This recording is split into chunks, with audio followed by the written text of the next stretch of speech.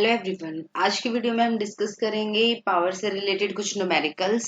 तो सबसे पहले हम देख लेते हैं कि पावर क्या है, इसके क्या क्या फॉर्मूलाज हैं और किस तरीके से हम उनको यूज करेंगे। तो हम सबसे पहले स्टार्ट करते हैं। ये जो V है that is equals to voltage. Voltage is equals to work divided by charge. ये आप नॉर्मल 12th में या 10th में पढ़ते आए होंगे। V is equals to W/Q है, ये फॉर्मूला आपको पता है पहले से ही। अब क्या है, अगर मैं पावर लिखना चाहूँ तो पावर क्या हो जाएगा, हमारा जो भी हमारे पास एनर्जी है that is divided by T. ये हमारे पास फॉर्मूला होता है। अगर आप पावर को डिफाइन भी करना चाहोगे तो क्या हो जाएगा, rate of change of work या rate of change of energy that is equals to power. अब देखो इसके अंदर हमने अगर आप इसको लिखना चाहो कि जो डीक्यू की टर्म में है उसमें अगर आप लिखना चाहो तो पावर क्या हो जाएगा आपके पास, डी डब्ल्यू divided by q into d q by d t. क्योंकि हमारे पास डी डब्ल्यू डिवाइडेड बाई डी क्यू था, ठीक है। और अगर आप मान लो इसको ये वोल्टेज थी आपके पास, और अगर आप इसी पावर में इसको लिखना चाहो तो एक तरीके से आप ये बोल सकते हो डीक्यू से मल्टीप्लाई कर दो या डीक्यू से डिवाइड कर दो। अगर मैं इसको डीक्यू से मल्टीप्लाई और डीक्यू से डिवाइड कर देती हूँ तो डी डब्ल्यू, ये जो है डी डब्ल्यू डिवाइडेड बाई डी क्यू है, इसको आपने सेपरेट कर दिया। And D Q divide by d T है, इसको सेपरेट कर दिया। ये मैंने क्यों किया, ताकि आपको ये याद रहे that power is equals to V into I. ये सबको पता है फॉर्मूला, ये हम यूज भी कर चुके हैं। P is equals to V I. अब ओम्स लॉ से अगर आप देखोगे इसको I और V की वैल्यूज को चेंज करके तो आपके पास पावर आ जाएगी V into I which is equals to I square R which is equals to V square by R. इनमें से ये सारे फॉर्मूला जो है उनको हम यूज करेंगे, और कौन सा फॉर्मूला कहाँ यूज होगा ये हम इस वीडियो में डिस्कस करेंगे। उससे पहले हम छोटी छोटी एक दो टर्म्स और देख लेते हैं पावर से रिलेटेड, कि एब्जॉर्बिंग पावर क्या होती है और डिलीवर पावर क्या होती है, डिलीवरिंग पावर क्या है। ये देखो, when current is entering at positive terminal element is absorbing power। जब करंट जो है वो, ये जैसे हमारे पास एक लोड है, ये इसका पॉजिटिव टर्मिनल है, इस पॉजिटिव टर्मिनल के ऊपर जो करंट है वो एंटर कर रहा है। तो पॉजिटिव टर्मिनल पे जब करंट एंटर कर रहा है तो उसको हम क्या बोलते हैं, उस टाइम पर जो पावर निकल के आएगी यहाँ पे वो एब्जॉर्बिंग पावर आएगी। And when current is living from positive terminal, अब जैसे ये पॉजिटिव टर्मिनल है और यहाँ से करंट बाहर जा रहा है तो उसको हम क्या बोलेंगे, डिलीवरिंग पावर। जैसे मान लो मेरे पास में कोई भी वोल्टेज का सोर्स है, अब यहाँ से करंट बाहर जा रहा है और अगर मुझे यहाँ पे पावर निकालने, इसकी ये V था ये आई है, मुझे इसकी पावर निकालने है तो ये कौन सी पावर होगी, ये डिलीवरिंग पावर होगी which is equals to V into I. और अगर मान लो मेरे पास लोड है, लोड के कंपेरेटिवली आप बोल सकते हो कोई रेजिस्टेंस है, इसमें करंट ऐसे एंटर कर रहा है, इसके क्रॉस कोई वोल्टेज का ड्रॉप होगा। अब मुझे यहाँ पे पावर निकालनी है तो ये क्या है, इसके अंदर एंटर कर रहा है, तो यहाँ पे पावर कौन सी आएगी, एब्जॉर्बिंग पावर आएगी which is equals to V into I. Actually question में कई बार पूछ लिया जाता है कि एब्जॉर्बिंग पावर बताओ या डिलीवर पावर बताओ। जैसे मैं आपको एक एग्जांपल से समझाती हूँ इसको। ये देखो, ये एग्जांपल है आपका।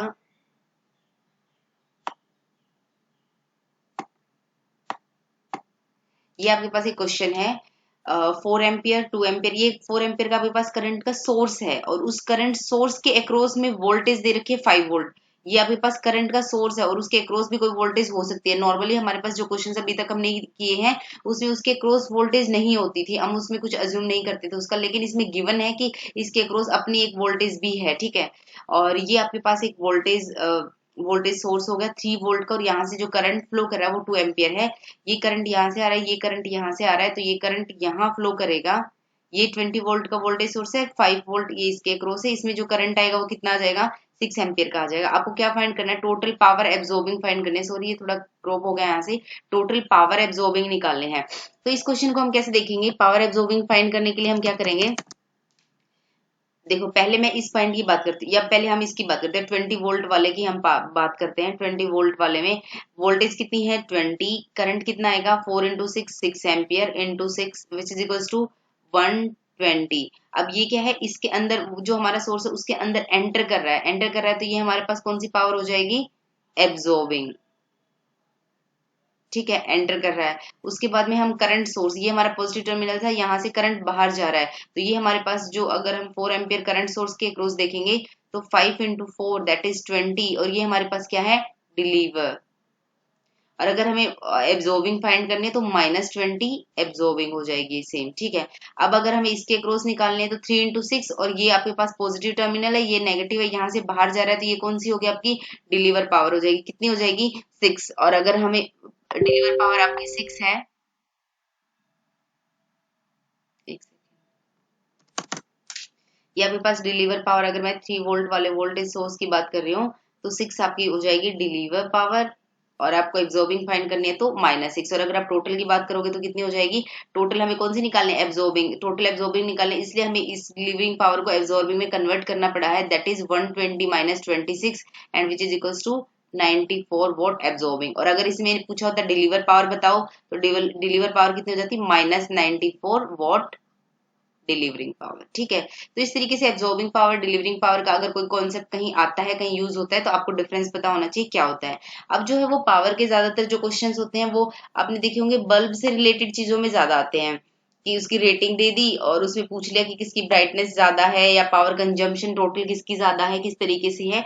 तो ये क्वेश्चंस और देख लेते हैं जो कि पावर से ही रिलेटेड होते हैं। Direct questions related to bulb देखो, एक आपके पास में गिवन होगी रेटिंग। जैसे मान लो कोई भी बल्ब बता दिया, उसके अक्रॉस दिया मिलेगा कि उसकी रेटिंग क्या है। जैसे वोल्टेज दी मिलेगी 230 वोल्ट और उसकी फ्रीक्वेंसी दी होगी 50 हर्ट्ज। नॉर्मली हर जगह मेंशन भी किया होता है, तो जो बल्ब है उसमें भी मेंशन किया होगा। अगर हमें पावर चाहिए तो पावर का फॉर्मूला हो जाएगा आपके पास V²/R। ये आपके पास जो है पावर निकालने का फॉर्मूला हो जाएगा। अब हमारे पास दो पॉइंट आते हैं, bulb connected in series and bulb connected in parallel. दो तरीके से आपके पास क्वेश्चंस आते हैं। अब देखते हैं बल्ब कनेक्टेड इन सीरीज और पैरेलल। अब देखो ये हमारे पास 40 वोल्ट का एक बल्ब है, ये हमारे पास 60 वोल्ट का एक बल्ब है। ये रेटेड पावर है, मतलब ये गिवन है और यहाँ पे आई करंट फ्लो कर रहा है। हमें देखना है कि किसकी ब्राइटनेस ज्यादा है। तो हमने क्या किया, यहाँ पे जब दोनों, यहाँ हमें पहले नोट करना पड़ेगा कि दोनों किस में कनेक्टेड है? सीरीज में कनेक्टेड है। इसका मतलब उन दोनों का जो कंपैरिजन है पावर का, वो हम किस बेस पे कर सकते हैं? I²R1 का फॉर्मूला यूज करेंगे, क्योंकि दोनों किस में कनेक्टेड है? सीरीज में कनेक्टेड है और करंट तो दोनों के अंदर सेम हो जाएगा। और उसके बाद हमें पावर कंजम्पशन पता करनी है। अब ये पता करने के लिए हमें क्या पता होना चाहिए? रेजिस्टेंस की वैल्यू पता होनी चाहिए, R1 और R2 कितना है। अब ये हम कैसे फाइंड करेंगे? ये इसमें पावर इसने गिवन है, इसकी जो रेटेड पावर है वो हमें पता है P is equals to V²/R1 है। अगर V की वैल्यू इसने गिवन नहीं है, इसका मतलब दोनों की जो वोल्टेज है वो सेम है। ये जो वोल्टेज रेटिंग है ना वो सेम है। यहाँ पे हम वोल्टेज रेटिंग दोनों की सेम मान रहे हैं कि 200 वोल्ट या 220 वोल्ट, 220 वोल्ट दोनों की सेम है। अगर ये सेम है तो जो पावर रेटिंग है जो गिवन है इनकी, वो डायरेक्टली किस पे रिलेटेड होगी? उनके रेजिस्टेंस पे। जो रेजिस्टेंस आएगा उसी पे डायरेक्ट रिलेटेड होगी। मतलब क्या है, जिसकी पावर ज्यादा होगी या जिसकी पावर कम है उसका रेजिस्टेंस ज्यादा होगा।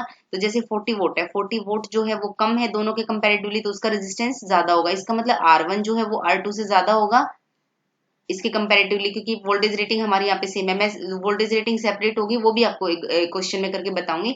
अभी वोल्टेज रेटिंग अगर हमारी सेम है तो हम डायरेक्ट निकाल सकते हैं, मतलब इसमें आपको ज्यादा टाइम तो नहीं लगा। आपने देखा, अच्छा वोल्टेज रेटिंग तो सेम है, जिसका ये जिसकी पावर कम हो जाएगी, रेजिस्टेंस ज्यादा है, R1 ज्यादा होगा तो पावर कंजम्पशन ज्यादा होगी। तो आपने डायरेक्ट बता दिया कि P1 जो है वो ज्यादा होगी, पावर कंजम्पशन ज्यादा है तो उसकी ब्राइटनेस ज्यादा हो जाएगी। तो जब बल्ब सीरीज में कनेक्टेड है तो लो रेटिंग जो बल्ब है वो ज्यादा ब्राइटनेस देते हैं। ये पॉइंट यहाँ से क्लियर होगा। अब हम बात करते हैं बल्ब कनेक्टेड इन पैरेलल के बारे में। अब देखो पैरेलल में कनेक्टेड है तो अब दोनों का कंपैरिजन, पावर्स का कंपैरिजन किस बेस पे करोगे? V²/R के फॉर्मूले पे।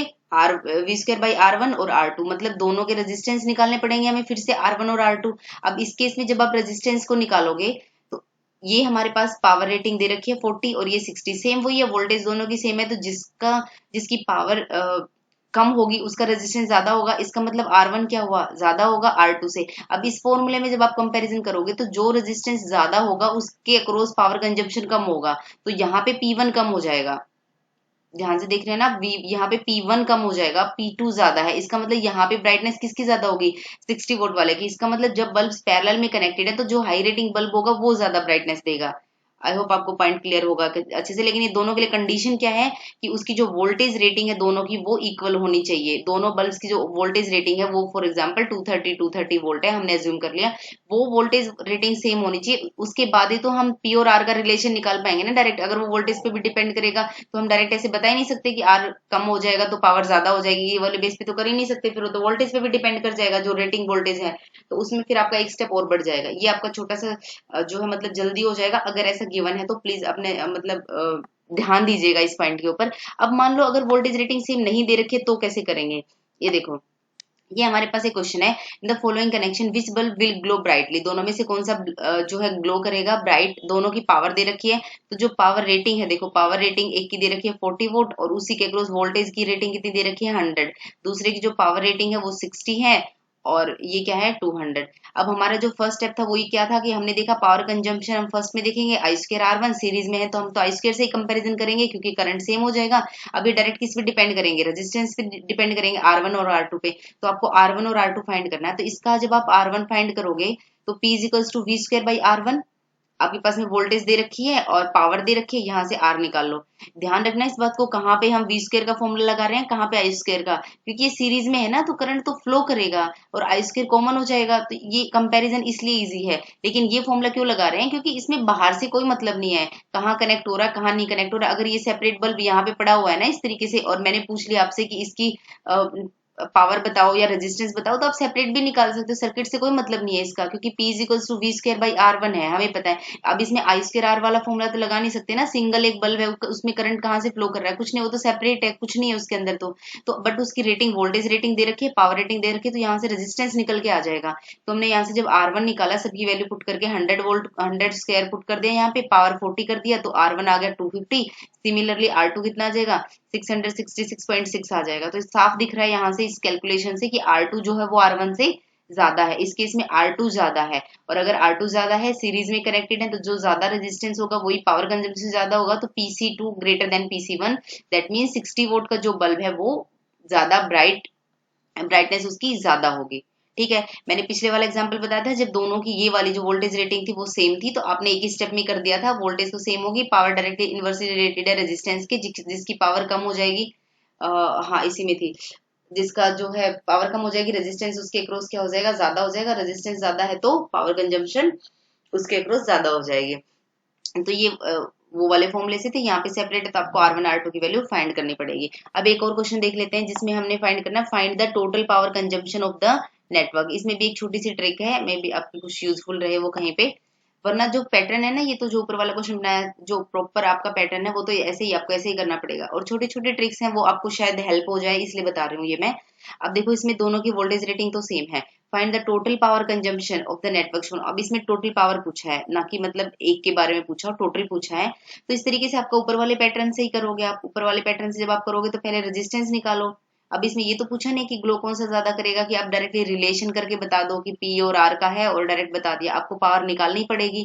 पावर निकालने के लिए जरूरी है कि आपको रेजिस्टेंस पता ही होना चाहिए। तो सबसे पहले आप R1 फाइंड करोगे, R1 कितना हो जाएगा यहाँ पे वी स्क्वायर डिवाइडेड बाई जो V square divide by power P, क्योंकि power is equal to V square वाला फॉर्मूला हमने यूज किया है तो 1000 आ गई, R2 की ये वाले आ गई। टोटल पावर कितना, टोटल रेजिस्टेंस कितना हो जाएगा क्योंकि किसमें कनेक्टेड है आर इक्विवेलेंट, सीरीज में कनेक्ट, तो आर इक्विवेलेंट दोनों का एडिशन हो जाएगा। तो इस तरीके से जब आप टोटल पावर फाइंड करोगे तो टोटल पावर कितनी आ जाएगी Vs का स्क्वायर, ये आपके पास वोल्टेज है, और डिवाइडेड बाय जो भी टोटल रेजिस्टेंस है वो आर इक्विवेलेंट, यहाँ से जब आप फाइंड करोगे तो कितनी वैल्यू आ गई 40 वोट। ये आपका एक प्रॉपर पैटर्न था जिससे आप क्वेश्चन को फाइंड करोगे। दूसरा क्या तरीका होता है, अगर आपसे इस तरीके से पावर पूछी जा रही है, पावर कंजम्पशन दो अगर सीरीज में कनेक्टेड है और टोटल पावर पूछी जा रही है तो आप सिंपली भी क्या क्या कर सकते हो, यहाँ पे जो रेटेड पावर है दोनों की उनका मल्टीप्लीकेशन और नीचे दोनों का एडिशन, ये भी एक फॉर्मूला होता है रेटेड पावर फाइंड करने का। तो जब आप ये वाला फॉर्मूला यूज करोगे तो सिंपल आ जाएगा 16 into 40 divide by 60 plus 40 which is 24 what.